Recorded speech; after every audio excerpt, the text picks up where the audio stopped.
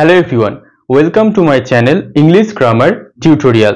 তোমরা সবাই জানো যে 21 তারিখ থেকে আমার PSC clerkship special English online batch শুরু হওয়ার কথা ছিল।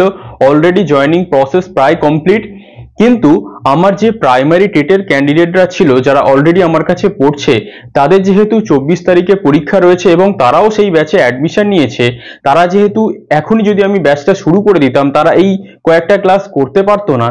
সেই জন্য ওরা আমার কাছে অনেকেই রিকোয়েস্ট করেছিল যে স্যার আপনি অন্তত 3-4 দিন ক্লাসটা পিছিয়ে দিন, যাতে আমরা একদম প্রথম থেকেই আপনার ক্লাসগুলো করতে পারি। ওদের রিকোয়েস্টটাকে রেখে আমি 24 তারিখের পর থেকে অর্থাৎ 28শে ডিসেম্বর থেকে এই যে পিএসসি ক্লার্কশিপের স্পেশাল ইংলিশ ব্যাচ, সেখানকার অনলাইন লাইভ ক্লাস যেটা পেড ব্যাচ, সেখানে আমি ক্লাস শুরু করব। হয়তো তোমরা অনেকেই চাইছিলে যারা প্রাইমারি টেট ক্যান্ডিডেট রয়েছে তারা যে প্রাইমারি টেটের পরে ভর্তি হবে, তাদের জন্য আমি এই সুবিধাটা করে দিলাম।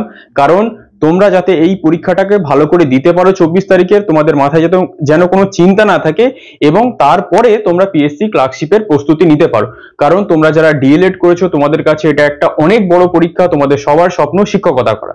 এছাড়া তোমরা যারা পিএসসি ক্লার্কশিপের আমার এই ব্যাচে ভর্তি হতে চাইছো কিন্তু এখনো ভর্তি হওনি, তাদের কাছে 28 তারিখ পর্যন্ত মোটামুটি একটা সুযোগ থেকে গেল। অলরেডি জয়েনিং প্রসেস চলছে।